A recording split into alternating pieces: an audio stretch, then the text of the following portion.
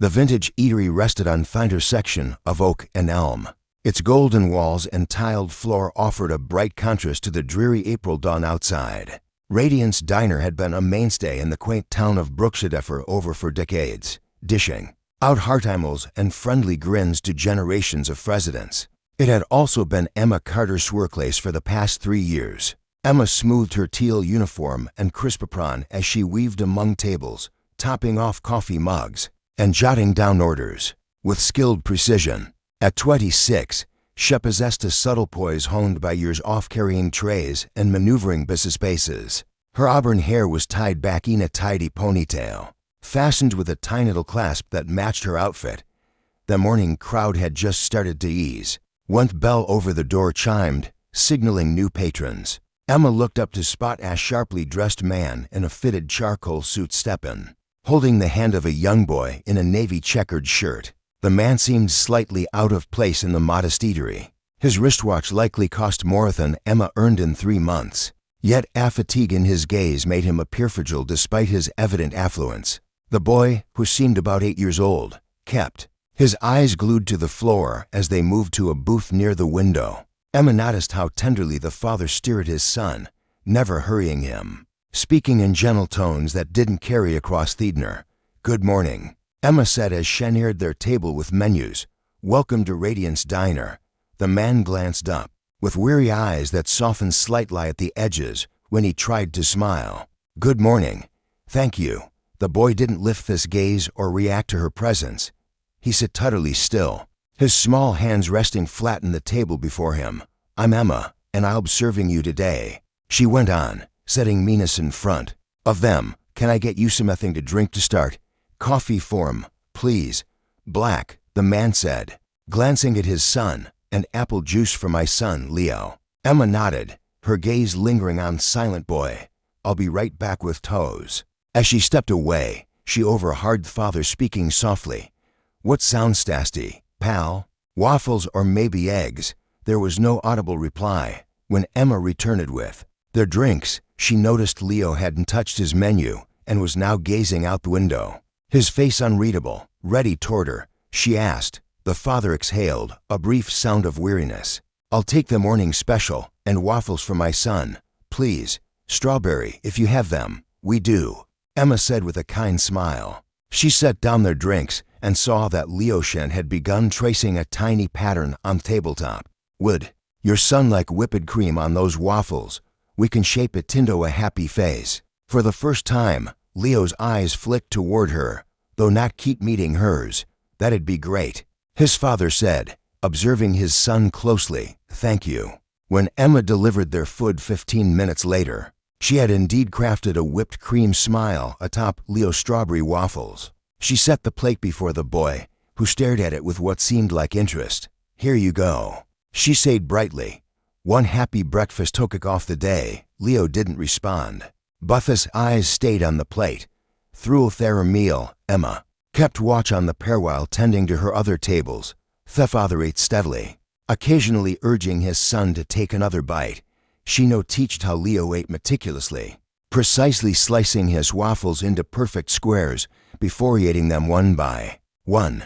When she came to clear their plates, Emma saw that Leo had arranged his leftover strawberries into a small circle. "Is that a happy face too?" she asked softly, leaning down to see.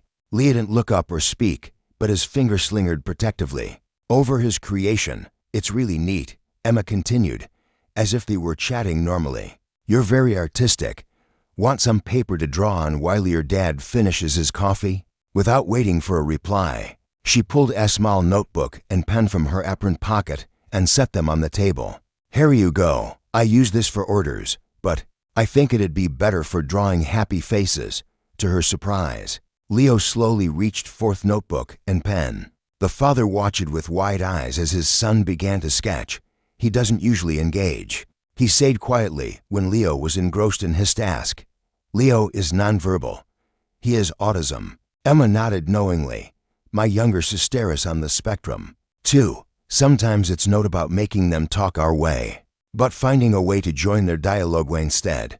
The man studied her face for a moment, a fresh curiosity in his gaze.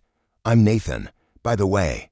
Nathan Brooks, nice to meet you properly. Emma, he said. Nice to meet you too, Nathan, Emma replied with a sincere smile. Let me know if you need anything else for the next half hour. As the diner quieted between breakfast and lunch, Emma stopped by Theirtable whenever possible. Each time, she'd comment on Leo's drawings, now a series of read happy faces, and add a small touch of her own, a goofy hat on one, heart-shaped eyes on another. Gradually, something remarkable happened. Leo began to look up when she approached. By her fourth visit, he was sliding the notebook toward her, clearly waiting for her contribution to his sketch. On her fifth visit, when she drew a particularly funny face with spiky hair and goggles, something extraordinary occurred. Leo smiled, a small, hesitant curve of his lips that echoed the drawings they'd been creating together. Nathan sharp intake of breath was audible. His coffee mug paused midway to his mouth as he watched his son's expression shift. He doesn't. He rarely, Nathan whispered, his voice heavy with emotion. Emma acted as if she hadn't noticed how the father quickly brushed at his eyes. Instead, she focused on Leo, returning his smile with a warm one of her own. I think this one's me favorite so far, she said, pointing to his latest sketch. When it was time for them to leave, Nathan left a tip that made Emma's eyes widen. But more surprising, waste business card he placed atop the bill. I lead a foundation for kids with special needs, he said as Leo stood patiently by his side. We're always seeking people who connect naturally with kids like Leo, people who truly see them. He paused, looking at his son. If you're ever interested in a different kind of job, please call me. Emma picked up the card and read it. Nathan Brooks, Executive Director, Bright Horizons Foundation. She looked up to thank him when she noticed Leo was holding out the notebook to her. On it was a simple sketch, 3 happy faces in a row.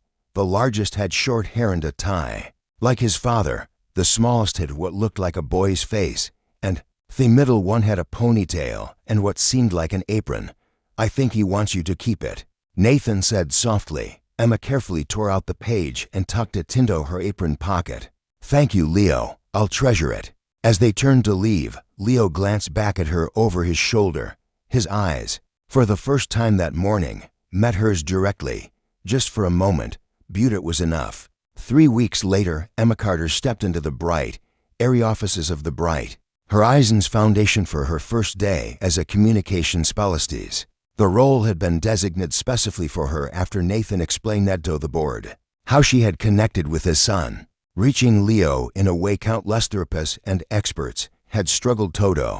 Her first task was to create an art-based communication program for nonverbal children, and her first student was waiting in a vibrant room filled with art supplies. Leo looked up when she entered, and this time, his smile came instantly. Next to him, his father watched with quiet delight as Emma placed a golden sticky note on the table between them. On it was a simple happy face, an invitation to continue the conversation they'd begun that gray April morning in a small town. Eatery. 6 months later, Leo spoke his first word. It was smile. 1 year later, Emma's program had grown to serve 30 children with impressive outcomes. Parents reported breakthroughs in communication, more eye contact, and the development of new skills as their children found ways to express themselves through art. On the anniversary of that first meeting at Radiance Diner, Nathan took Emma and Leo back for breakfast. As they settled into the same booth by the window, Leo no longer needed a notebook to communicate. He had a tablet device program to help him find his voice. Booth still loved drawing happy faces and sharing them with Emma. As she watched father and son review their menace together, Leo now confidently pointing to his choice. Emma reflected on how much had changed. Nathan was no longer through out single father desperate to reach his son. Leo was no longer entirely locked in his silent world, and she was no longer just a server scraping by on tips. Nathan looked up and caught her watching them, a gentle smile spreading across his face. Thank you, he said simply. Emma shook her head. I should be thanking you. You changed my life. You changed ours first, he replied. Leo, listening to their exchange, pressed a button on his tablet. A computerized voice said, family. Nathan's eyes widened in surprise. It was a new word in Leo's vocabulary. Leah pressed the screen again, more firmly. Family, the voice repeated as he pointed to his father, then to Emma, then to himself. Outside, the sun pierced froth clouds, casting warm light through Fiedner's windows. Inside, 3 people sat together in a moment of perfect clarity, a new family, formed not by blood but by empathy, connection, and small golden sticky notes with hand-drawn smiles.